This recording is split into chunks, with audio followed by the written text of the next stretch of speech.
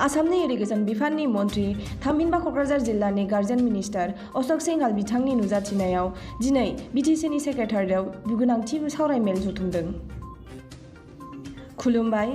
दिनै बिटिसि ओनसोलनि सिङाव सरकारनि बायदि बिथांखिफोर मावफुंनाय गुबुन गुबुन बिफानारि हाबाफारिनि सायाव नायबिजिरनाय थाखाय मोनसे गोनांथार सावरायमेल हाबाफारि लानाय जायो।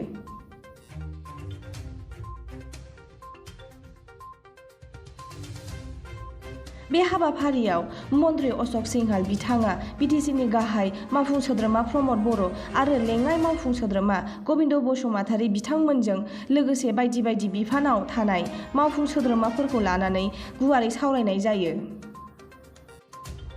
हाबाफारिनि गेजेरजों बिटिसि ओनसोलाव बायदि रोखोमनि सरकारि बिथांखिफोरा माबादि मावफुंजादों आरो माबादि मावफुंजानो गोनां दं बेफोरखौ लानानै गुवारै सावरायनाय जायो। गोजोन्थों।